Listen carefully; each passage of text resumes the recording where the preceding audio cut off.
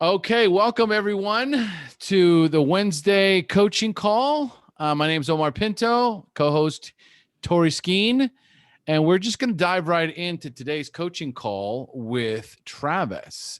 So, Travis, how can we help? Well, so there's this point in my recovery where I'm at, I want to learn how to ask myself healing questions about what the hell prison did to my life. And I don't know how to even begin understanding what kind of traumas happened in there or anything because it was just easy for me to like numb and roll it off of my back. But I'm relatively sure that prison had an impact on my life. I can't identify the things, but it's something that I've really wanted to look into. And I just don't know how to ask myself the question. So hopefully you can dig up some things. Okay. So, prison had an impact in my life, Yeah. correct? Right? So, prison had a negative impact in my life or a positive impact in my life? A little bit of both. Okay. A little bit of Okay. both. So prison, let's just go. Prison impacted my life. Great.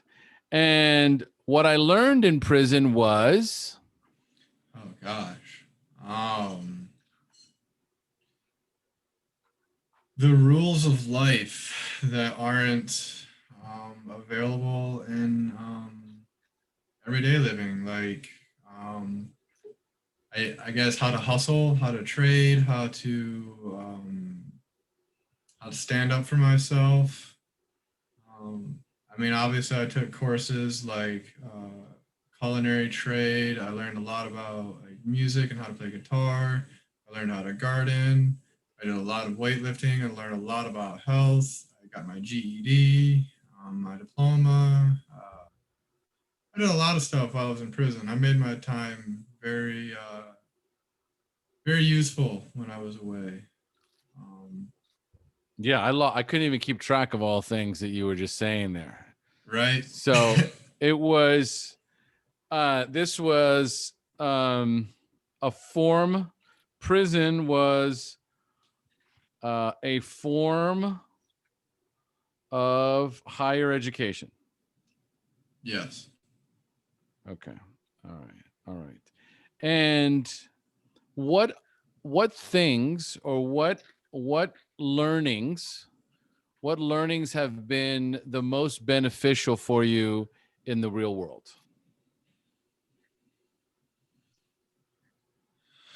Um, I almost want to say like judging people or being able to tell sketchy happenings more easily, being more hip to debauchery and troubles and crime, and um, it's also heightened my own kind of sense of thinking criminal per se, just by being part of the other side, I guess. I wasn't a CO, so I was an inmate. I had to learn how to survive in the atmosphere, and a part of that was, I mean, there's just a criminal mentality involved. Um, so I guess I even those are probably some of the bad traits I picked up. How learning how to be a criminal, a better criminal, right? Like it's learning how to manipulate more, learning how to you know, twist and bend the rules into my favor without breaking things. I guess it's still manipulating. Definitely standing up to authority and wanting to have my all of my fair fuck yous. You can't lock me up, even though you will, because I want to go home. So I have to abide by everything that's going on. All right. So what which aspects of your criminal education do you um, use on a regular basis? I definitely organization. Okay. Um, Scheming and plotting. I will spend Okay. a lot of time scheming and plotting, and going over it with a very fine tooth comb until I realize that I am getting pretty obsessed about this kind of thinking, and I probably Hmm. put this much effort into creating a plan or a scheme. Like it was just a joke, but for a while I was literally fantasizing on armored trucks and stuff. Like I would never go and do it, but I was still like, if like I had the opportunity, the perfect plan, I might do it. And I'm like, come on, dude, like, are you really gonna go steal an armored truck? Like, no, it's just insane. Um, but even just uh, that obsessive thinking on manipulating a situation and how can this best fit me? How can this best work out for me? Um, yeah. Okay. So when you ask the question, okay, so what was the original question? Wanting to learn how to ask myself to identify what the traumas of prison, identifying the traumas of prison, good or bad. Okay. All That's right. It feels like we've kind of gone there. Okay. We have some good things and we have some bad things, right? But ultimately, everything boils down to choice. I can either choose to act in a more criminal way, or I can choose to learn from the consequences I faced in my criminal life, um, and do things differently. So there seems to be like maybe some conflict between the benefits of one lifestyle versus another. Maybe. definitely, and that's very applicable to recovery as well. Okay. All right. So if I rob an armored truck and I'm successful, what does that mean? I am rich and I'm gonna get away with it short term unless I make it all the way to a country that doesn't extradite me. I can go all the loopholes and find myself a safe little place. But ultimately, what it means is that I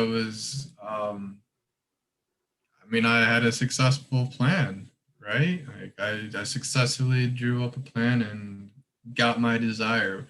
Whether and yeah, I mean, I guess with disregard for consequences, just chasing desire. Regardless of the consequences. So, really,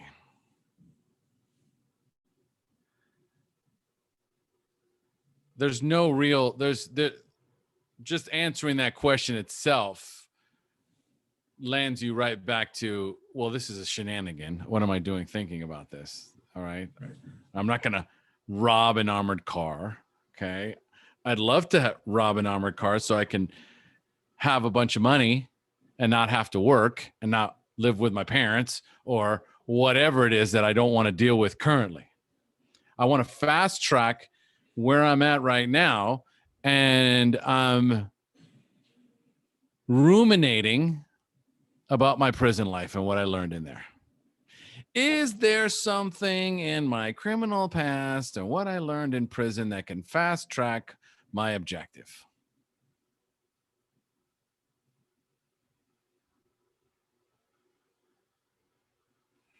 No, I mean not in context of being a criminal. Um, So then, if we were to talk about trauma, okay, and try and identify the trauma, right? Like what questions could I ask myself to identify the trauma or see how the trauma has affected my life? is there a specific trauma?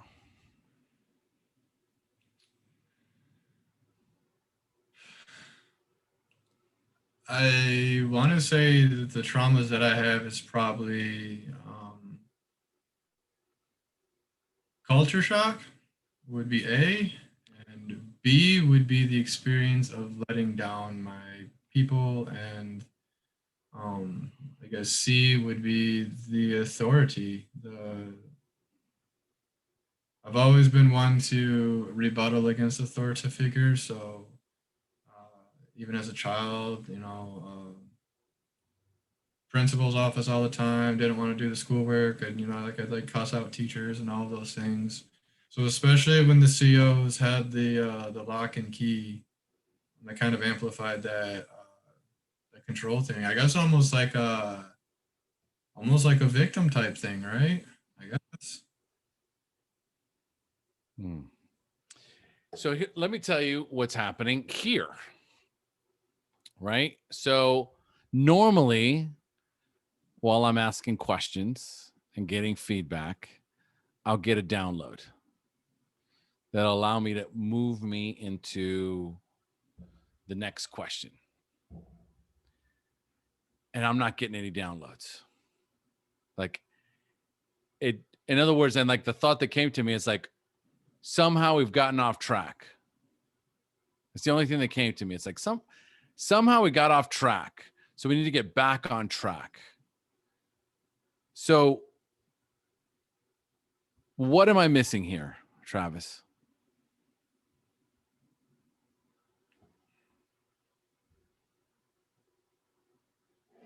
If I had to guess, I could probably be over analyzing this situation, but um, I just think that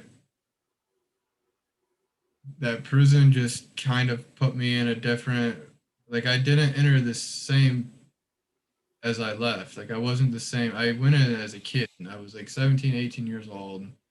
I came home at 21, failed parole. I did 18 months, went on the run to Idaho, got locked up, got extradited, which I was shackled on the back of a van for 14 days, fed McDonald's for 14 days straight. It was terrible. And then I came back to prison for another year. Um, and I was inside of Jackson, which is basically just a big, massive brick wall. A lot of uh, drafty windows. It was in the middle of winter time. It was freezing cold. Um, not very humane. I remember sitting outside um, during yard with the possibility of maybe getting on the phone, but I would stand outside wasting, not really wasting, but my only free time would be often be outside standing in line to use the phone, just freezing my ass off just to hopefully call home and tell the people that I'm all right, but um,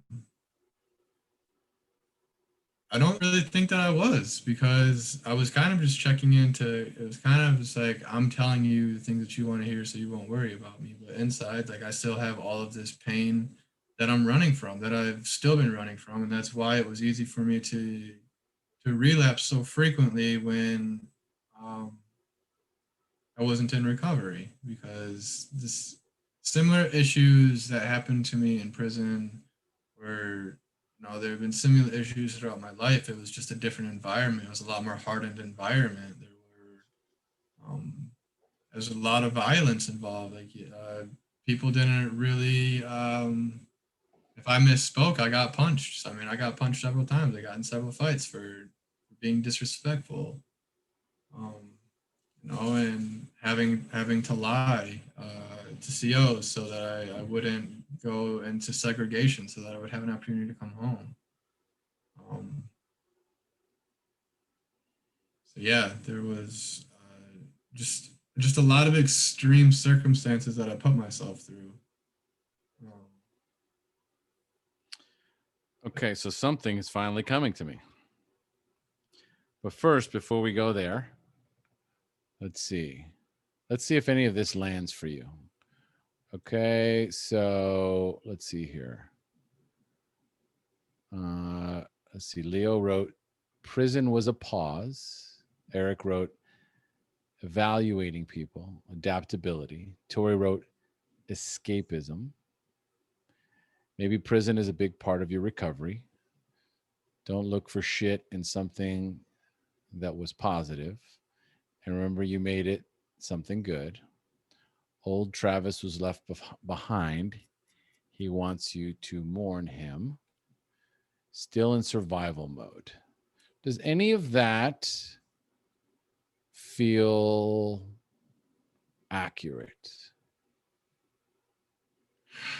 Uh, I would definitely say the survival mode part, because I've just really just kind of felt like I've been running. Like, it hasn't really mattered where I laid my head to rest or what I achieved. I was always just like, um, life or death. Keep going. Keep going harder. And especially with the adaptability and the evaluating people as well. Like that was it. It amplified my chameleon effect times 10. I was already a really good chameleon. Mm. It definitely definitely magnified it just because again I had to be careful of who I associated with and in the streets that I was walking. I didn't want to yeah, there's a lot of bad possibilities that can happen if you don't take proper precautions to protect oneself. So and in a lot of in some ways I was able to express myself, and in other ways I had to be really conservative, conservative and reserved because I didn't want to get killed. I didn't want to get a nasty scar on my face or whatever. Yeah. Okay. So before you went into prison, okay, and after you came out of prison, okay, were you a chameleon before or did you become a chameleon during? I was a chameleon before.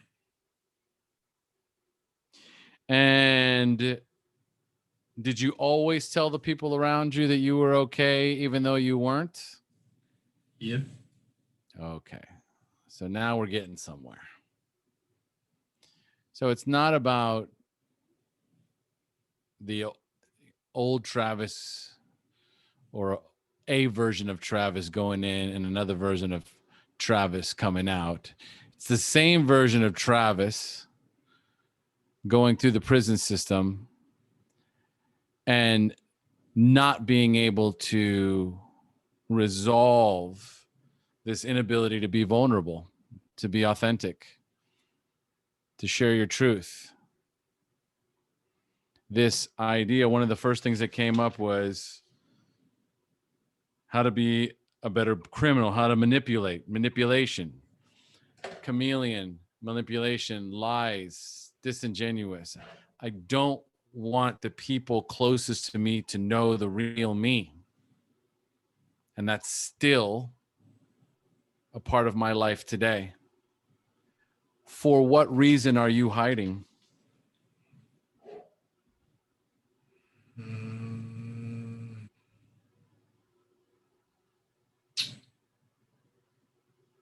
hmm. I mean, if I had to guess, it would. I've got to say, it's probably back to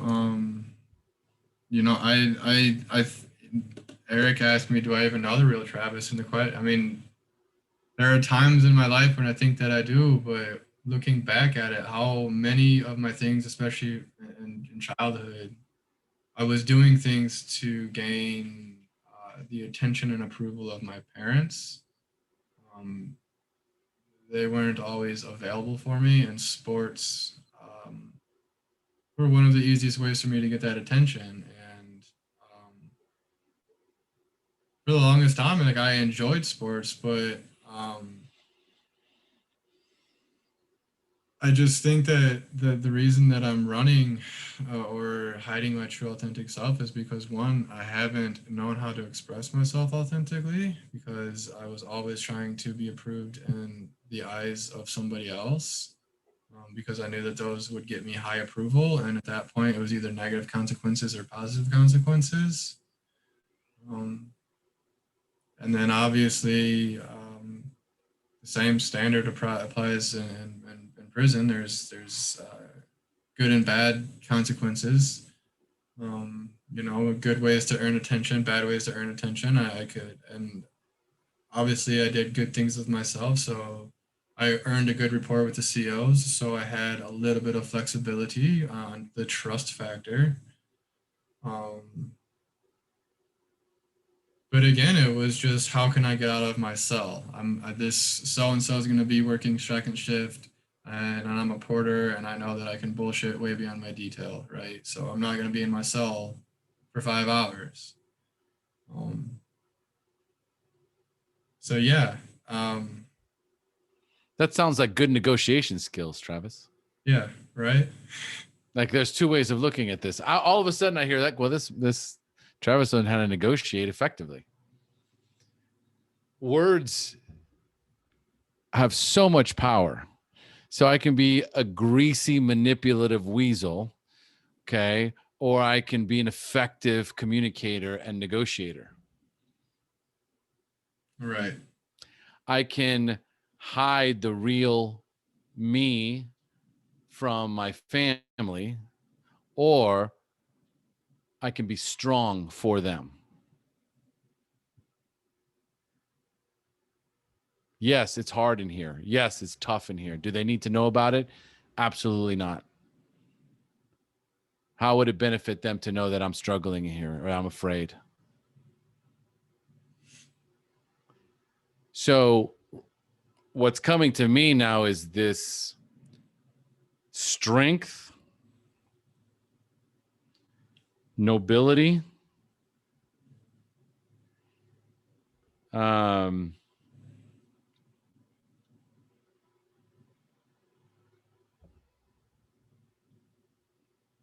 the ability to communicate effectively, even in the most difficult and strenuous of times. I've learned, I develop the ability to communicate effectively for self-preservation. Valor, rigorous honesty. I don't know about the rigorous honesty part though, Leo. Valor, balance, trust in yourself. Ooh, rigorous honesty with yourself. Very good, Leo. Very good. Yes. Being true to me is more important than being true with others, especially when they don't understand what's happening with me and what's happening inside. So I'm strong for them. It's nobility, it's strength, it's trusting in yourself. So this starts to surface. Does anything come to mind? Um, to be honest, I guess in many of the ways when I was in prison, I was doing pretty decent for myself. There was a lot less distractions going on. Um,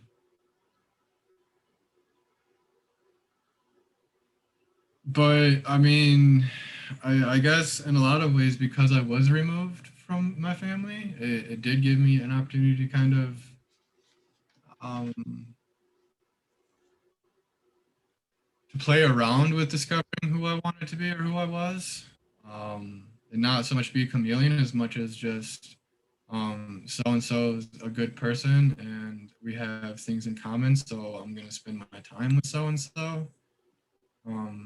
As compared to just so and so is gonna give me a good word, so I'm gonna be their friend. Um, So it goes back to what Eric would mention in the first place. Who is the real Travis? I went through this whole experience. Okay, I went into prison one person. I came out of prison another person. I still don't know who I am. Right. Am I this ex-con? Am I a criminal? Am I rehabilitated? What am I? Definitely a lot of confusion. So would you say that that's really the only question? Uh, no, I guess. I think that there are good pieces of information for me to evaluate from my experience in prison that I have not had an opportunity to do so. Um, but I definitely, I guess, upon speaking about these things, is that I definitely do still struggle with an identity crisis.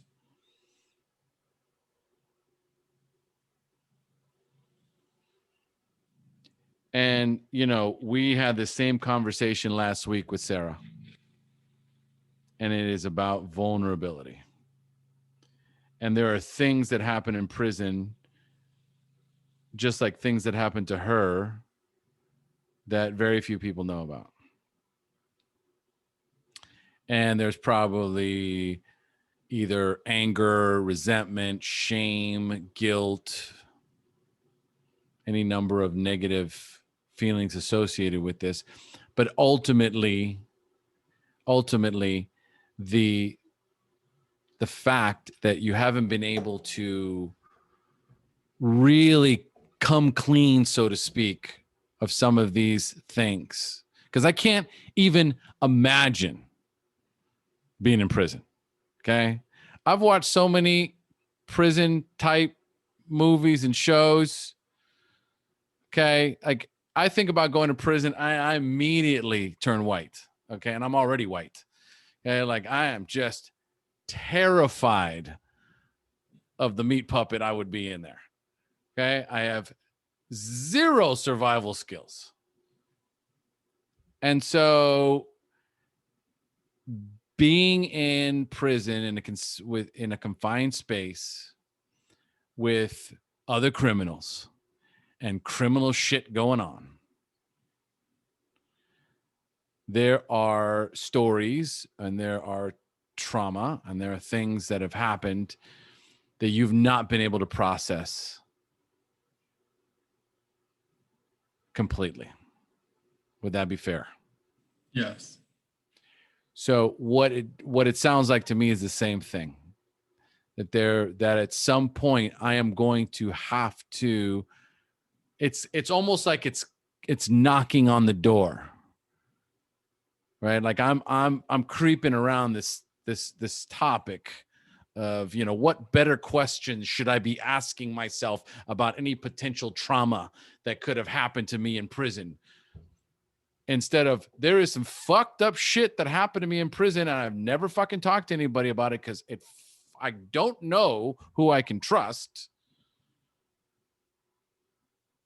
And it's eating me for breakfast. Eric, go ahead.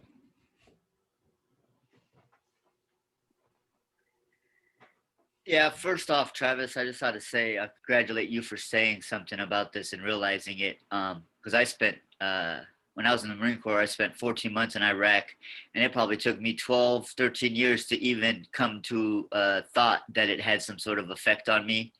And then once I started asking the questions of whether it had effect on me, and then it was like, well, of course it had some effect on me. And now it's pretty much like, obviously going to war had some sort of effect on you. It's ridiculous to think that it didn't have some sort of effect on me.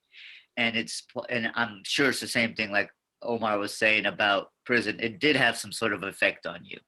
Of course, how could it not, being in that type of environment? It has effect on anybody who's in there.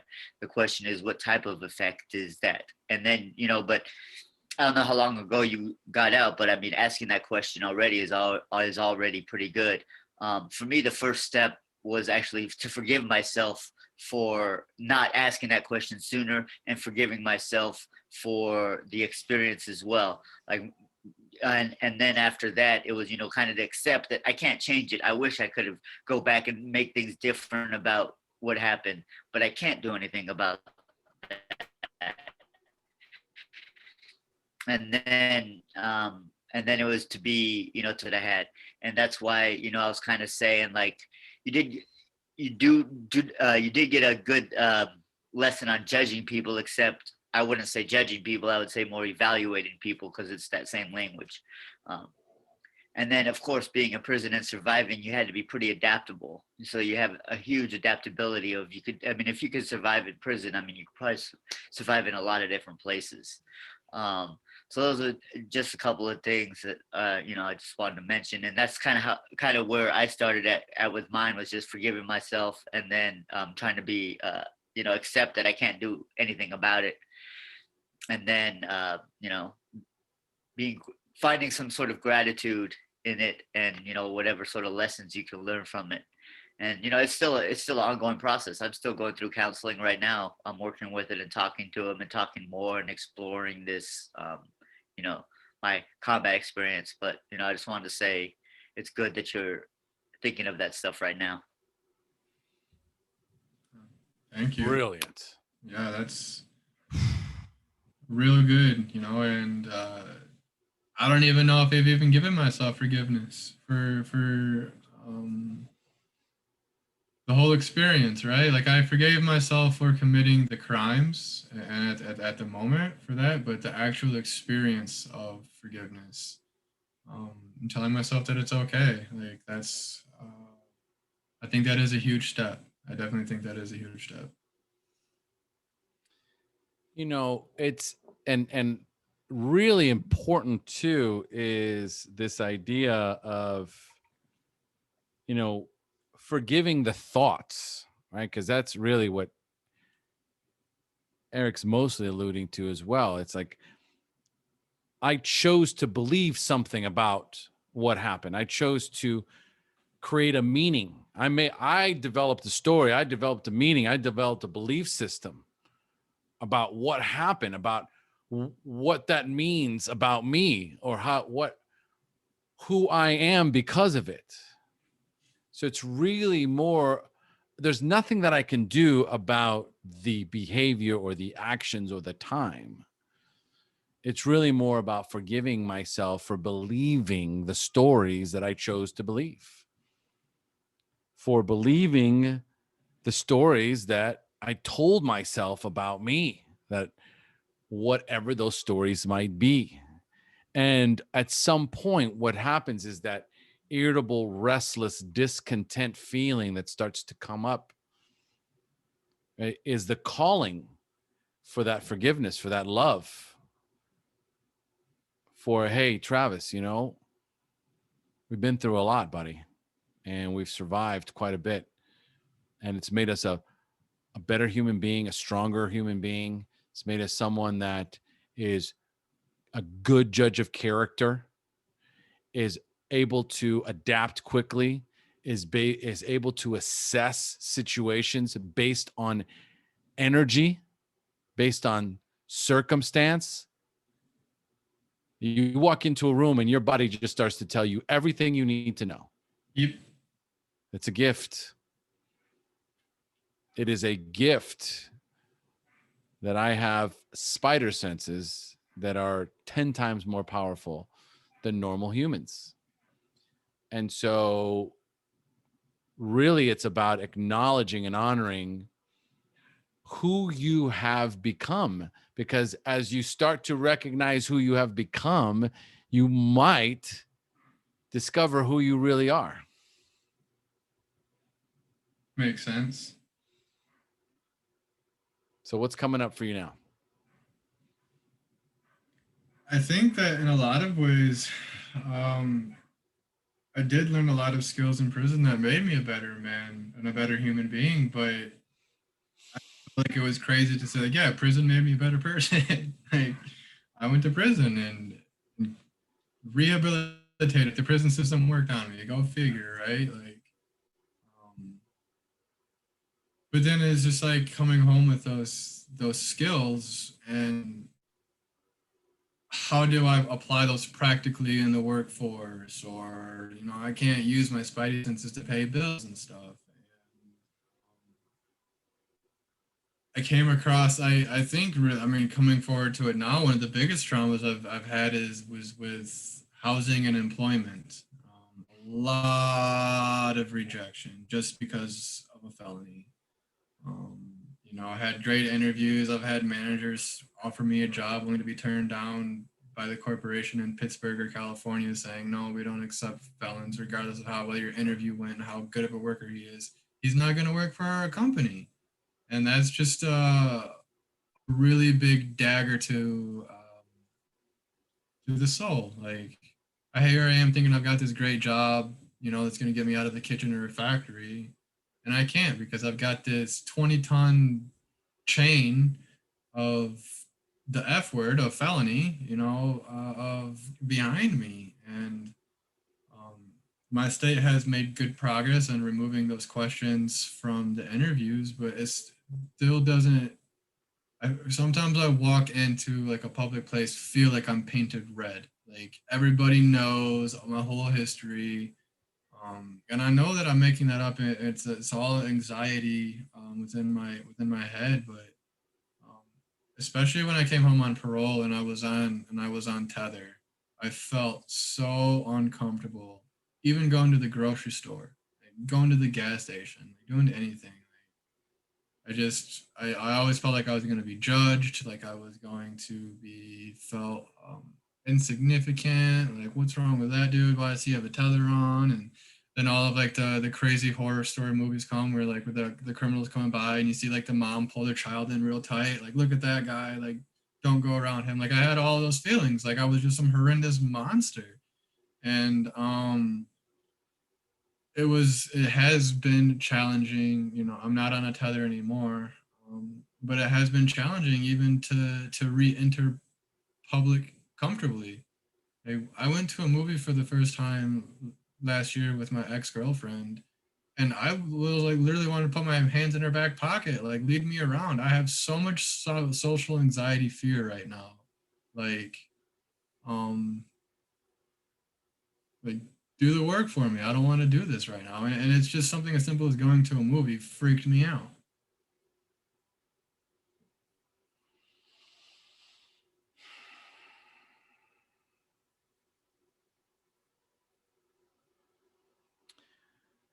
What will other people think? Yeah, my identity crisis. Mm-hmm. Well, we're getting closer now. We're getting Right. much, much closer. It's not so much an identity crisis. It's more of a rejection of your identity. Fair enough. What will other people say? What will other people think? So the trauma is more about the consequences that you're facing outside of prison. Yeah. This is housing, employment, being honest with people. This is not what was going on inside of prison. This is now that I'm out and I've paid my dues and I am rehabilitated, I am being alienated from the normal privileges that non-ex-cons get. Yeah. I'm frustrated. No. That's and it sucked because I wanted to file lawsuits for discrimination, but that doesn't exist. Like I can't even fight for myself in some cases. All right. So this is so now I'll tell you a story, Travis. Okay. So I didn't spend any time in prison. However, I never got a bachelor's degree, bachelor's in science. I never finished college. Okay. I struggled terribly in school. I graduated high school with, I think, a 2.3 GPA. Okay. I just slid out of the school system. Right. And I was fortunate enough to be accepted to community college, where anyone with a checkbook can be accepted, and struggled in community college. Okay. And so there was a big part of me that had no idea how I was going to make it in this world. Meanwhile, my sister, a 4.0 student, whizzed through, got her bachelor's degree before I was still in college when she graduated. Okay. I was floundering, changing majors back and forth. She got a great job right out of college, working for Variety magazine, right? And I'm assistant manager at a Mexican restaurant in LA, right? So there was a big part of me that was like, yeah, I didn't go to prison, and I'm not going to be turned down for a job because I have a felony on my record, but I don't have a college degree. I don't have a certification in something. I have a long list of jobs. What am I going to do? And Travis, I floundered in my life for a good 20 years.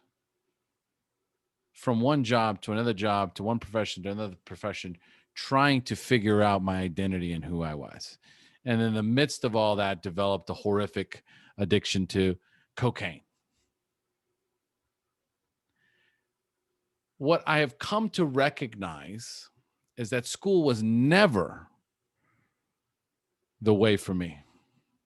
And if I would have gone to school and gotten the education and done whatever it is that I was supposed to be doing based on somebody else's standards that weren't mine, I would be doing something that I don't love and that would make me probably miserable. And so sometimes life has a very powerful way of guiding us to our purpose. And the harder the struggle, the more powerful the suffering and the pain, the more learning we get, the more guidance that we get. There is a blueprint inside of you, Travis. It exists. None of this is for naught. You have a greater calling than the regular job or whatever you're not currently getting. And when there's two schools of thoughts. I can burn the boats, or the universe can help burn the boats for me. And when I no longer have access to certain things, it forces me to go in the direction that I'm supposed to be going into. So you have to ask yourself, Travis, what is it that inspires you? What is it that drives you? What is it that brings you happiness? What is it that brings you joy? Because there's a part of you that's still trying to be the chameleon so it can fit into a world that doesn't belong to you.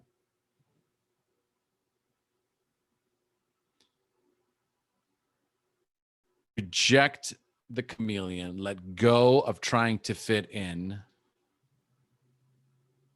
and allow yourself to connect with who the real Travis is. Like, we'll go, full circle. Who is the real Travis, and what is his purpose here? And you learned a lot of things in prison. Skills that other people can use, that other men can use. What is your purpose, Travis? That is the only question.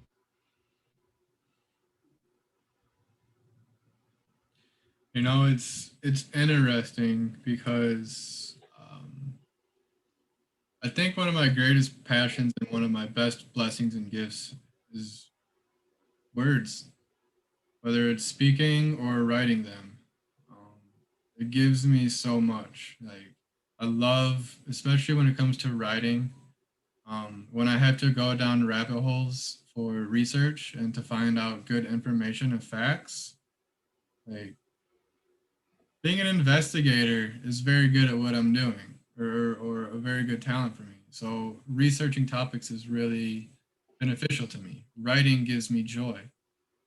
It takes a long time to be able to make income that way. So I think a lot of this is starting to come up because I'm at a point in my life where I have to pick up a part-time job for 15 to 20 hours. And there is the little bit of, I know where I can and cannot go. You know, I've made myself a good resume.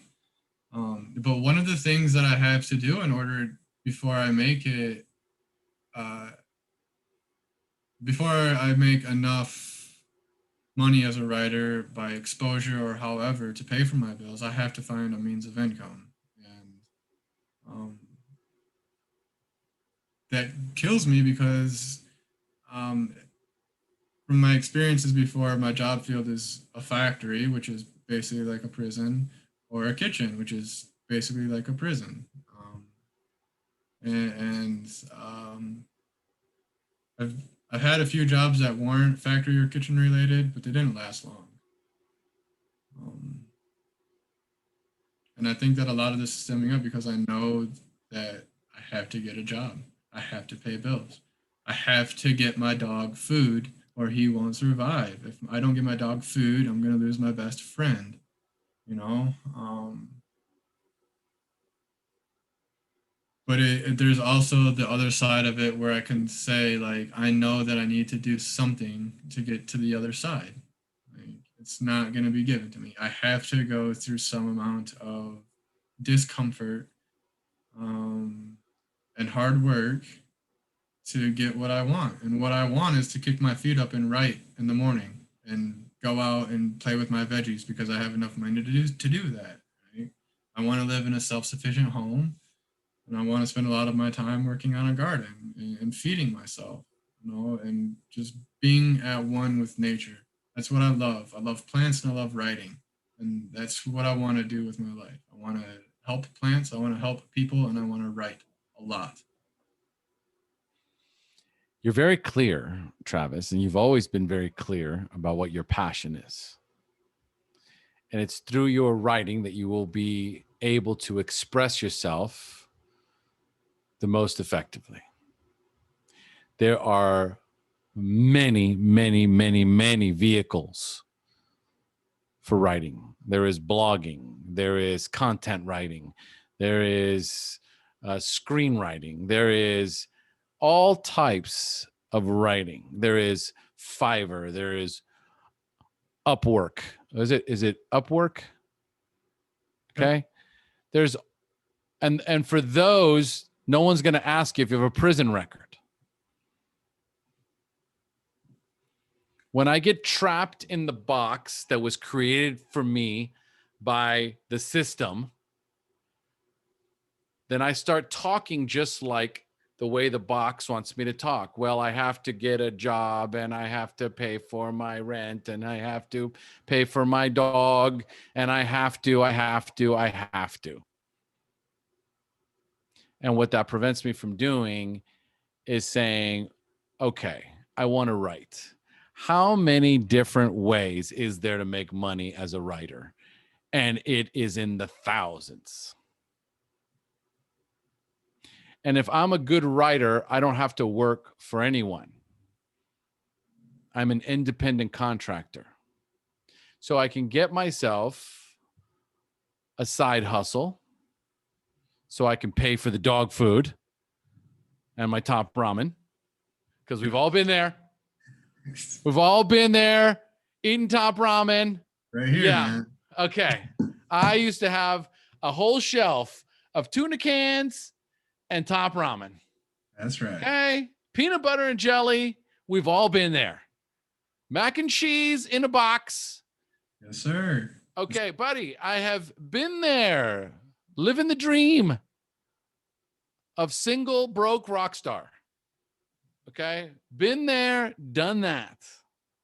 It is a part of the journey, the struggle and the suffering. And I went through it, so I can tell you, I've been there. I know the place that you are in. I gotta. And yes, you gotta. But it's like side hustle is the job. But the passion is a podcast. It is a blog. It is my own website. It is freelance writer.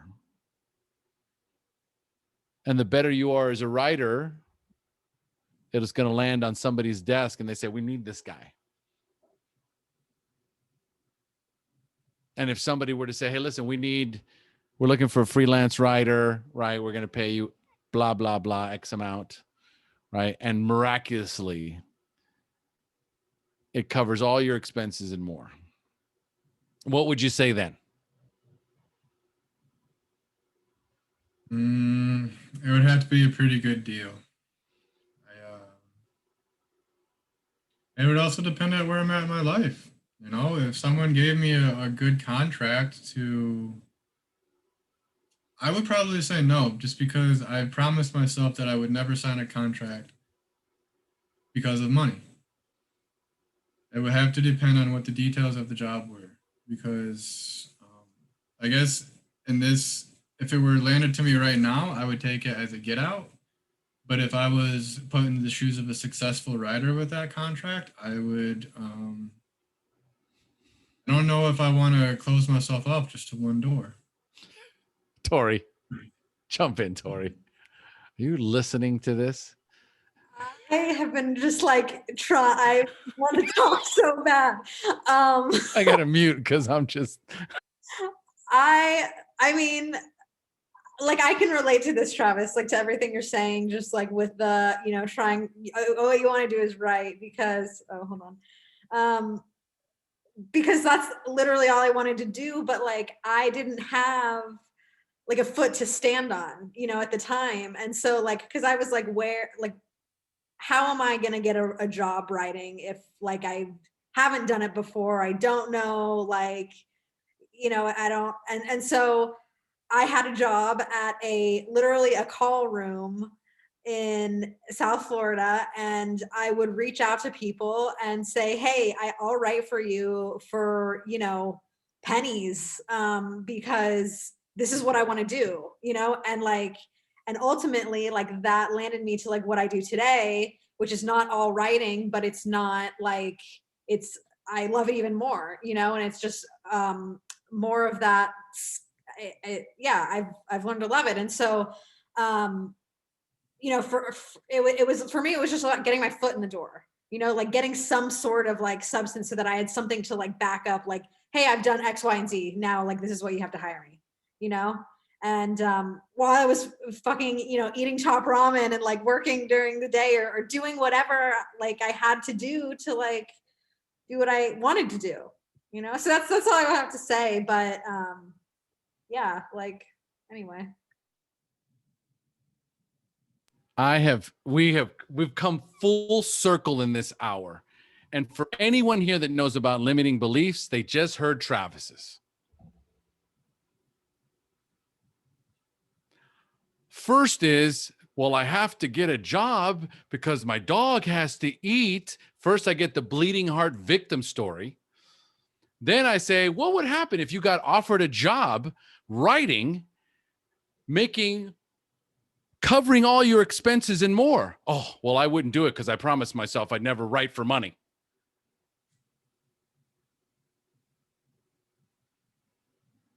Did any of that just land for you, Travis? Did you just I'm hoping that you recognize that inside your internal dialogue is, I work at shitty jobs for money and I write for free.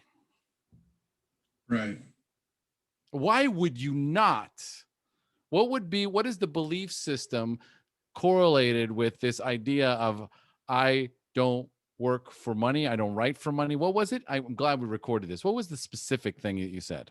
I've I made a promise to myself that I wouldn't take a job solely because of monetary benefits. Just because But I need to pay my, but I need to feed my dog. exactly. So like the way I view money is it's a useful tool that helps the things that I need or want, but it was has never been a reason why I've accepted a job. Like Okay. So if you were to be offered a writing job, what if you were to be offered a writing job, which is what you love, so you would be doing what you love and getting paid for it, why would you still not take it?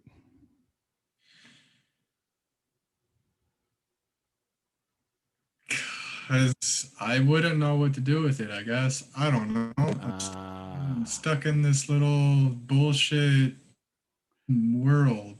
I had no idea Travis was in the victim role. He doesn't come off as a victim. Travis does not come off as a victim, and we finally landed. We finally went. We finally landed. Yep. I play all the roles. I am a chameleon. You are a chameleon. You are a chameleon. The only thing you have to do, Travis, is give yourself permission to do what you love. You're a talented, talented young man. Okay. You survived prison. You came out with a tremendous amount of resources. You have a talent for writing. And the only thing you have to do is, I'll go back to what Eric said now, is forgive yourself. Forgive yourself for ever believing that you weren't good enough, for ever believing that it was somehow inappropriate to charge money for what you love and what you are passionate about, for believing that you couldn't do it, for believing that it would be too much, for believing that you can't handle it. All of this is what's swimming around in your head. What if I get the job and I fail? What if I can't handle the pressure? What if I'm not good enough?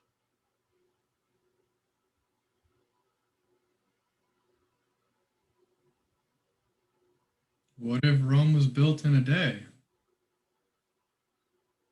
What if it was built in 5 years? What if it was built in 50? Who cares? What if you just do it? Yeah. What if you just do it? What if you just said yes? Would be a life-changing experience.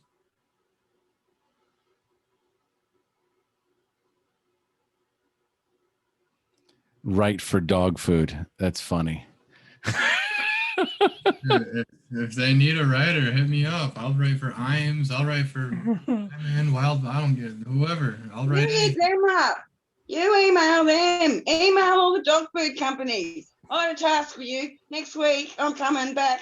I want to see that you've contacted all the dog food companies and that you got a job. Try it. Give it a go. You can do it. You talk all right. I'm sure you can write fine.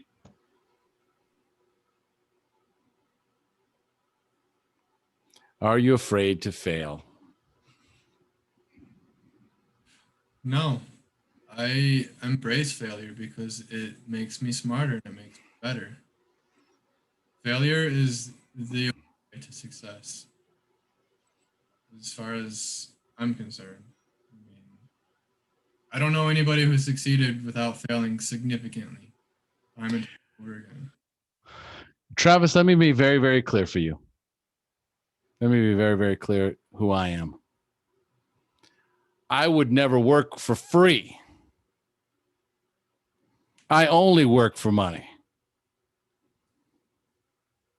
So at some point, I have to decide what side of the fence I want to be on. And I will always, I used to be on the side of that. I used to be on the 99%. I recused myself, abandoned ship, and jumped on the 1% side. And I said, no more. I will not suffer and I will not sacrifice who I am and what I do for nothing. I know who I am. I know what my capabilities are. I know what my value is. And if I cannot recognize my own value, then that's where the work begins. That is the only work that needs to be done, is recognizing your own value. Until you recognize your own value, then you will not feel worthy of charging for it. Money's become this thing, this God, this thing that we worship. Money is like water and like food. It's a resource. It's what we need to survive. I need water. I need food. I need money. That's it. There's nothing whatever. I must remove all the limiting beliefs I currently have about money, or I will continue to repel it like the plague. And I can blame being a convict, and I can blame there's not jobs, and I can blame anything else. But ultimately, it all falls on my belief systems about money. I forgive myself for ever believing that money was the problem, or that prison is the problem. The only problem is what we choose to believe. And if I believe that I can do more things, be a better human, help more people, take care of my dog better,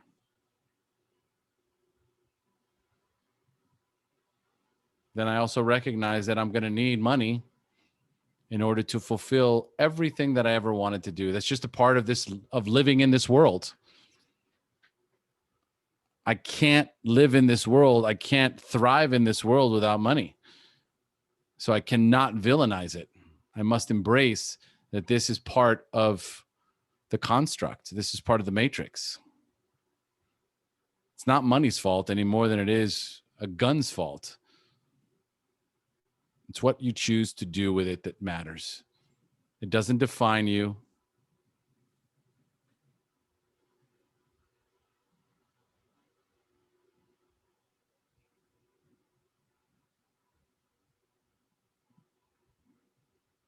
What's coming up for you?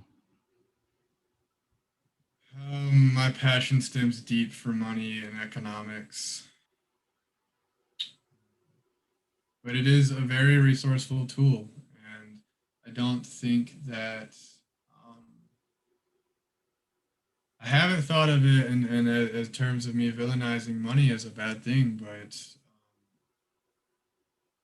it is one of the keys to many of the things that I want to achieve in my life. I will need a source of money, trade to get my house and the gardening and all those the big yard pursuits to run around and all of that shit. I will need money for. But I gotta be honest with you. I don't think that an hour ago that money would have came up in this topic of conversation. But whatever.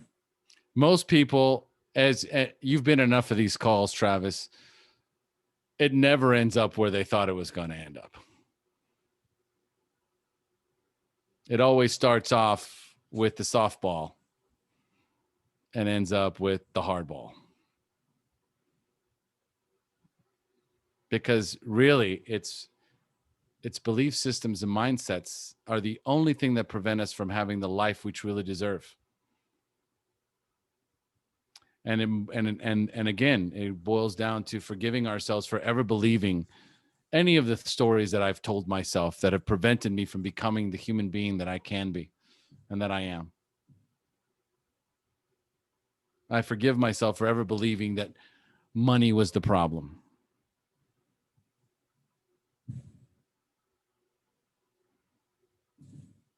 I love money. Just like I love my favorite restaurant. I can sit around all day long and talk about my favorite steakhouse. What's your favorite restaurant, Travis? Gosh, I don't even know. Anywhere that sells sandwiches. I like sandwiches. So Perfect. Perfect. So if I go to my favorite restaurant that's got my favorite sandwich, what am I going to need to eat that sandwich? a big appetite. And Money. yes, when I go to on our anniversary, we go to a very expensive steakhouse here in Costa Rica. It is our favorite, right? And the last thing I do is look at the prices. And for many, many years of my life, the only thing that I would look at on a menu was the price. I would find the most inexpensive thing on the menu, and that's what I would order. And today, I do not look for the most expensive. I do not look for the least expensive. I look for the one that looks like the best for me.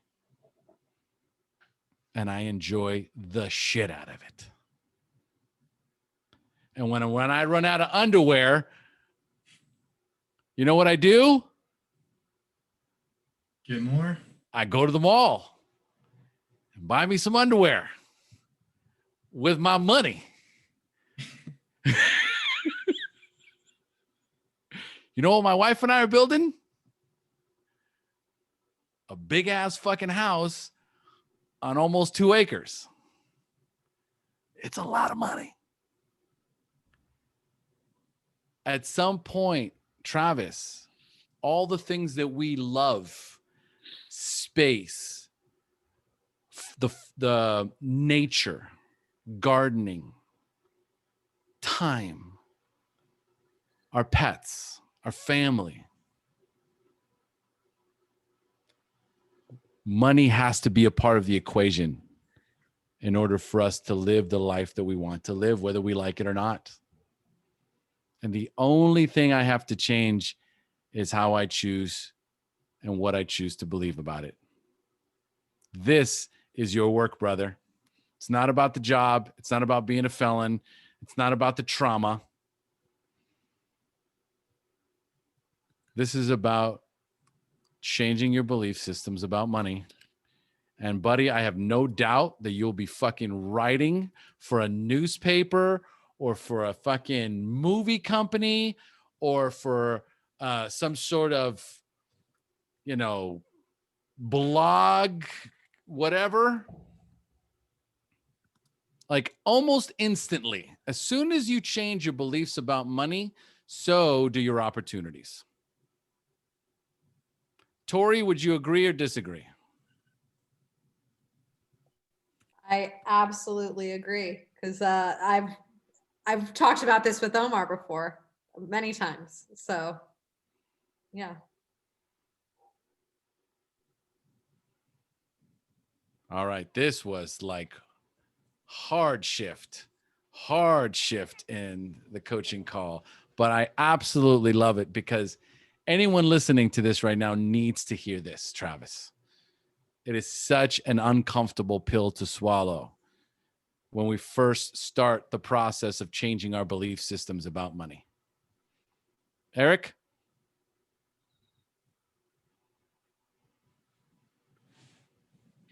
Yeah. You unmuted, so I thought you wanted to say something. Oh, no, I typed it in there. The false belief is that money leads to happiness, but money gives you freedom to be happy. You know, nothing gives you happiness except you. Money does provide you with a lot of freedom. That's what it does. What you do with that freedom is entirely up to you.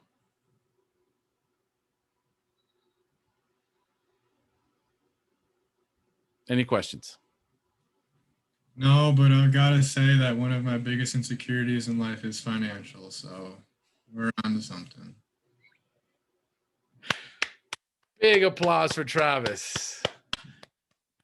He's reeling right now. I see him. He's just like, just got fucking hit by Mike Tyson. And he's just like, I see him reeling. His brain's just like. So I'm sending you so much love. Thank you. From the bottom of my heart. Know how much I love you. Thank you. I love you as well. And I appreciate you giving me the space and the guidance that I needed. I needed to make this call. Take a deep breath in. Deep breath in. There you go. Deep breath in. Abundance. Scarcity.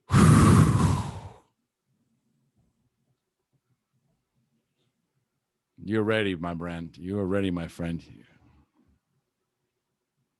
All right. We're going to check in on you next week. All right. We went way over, so we're going to shut her down.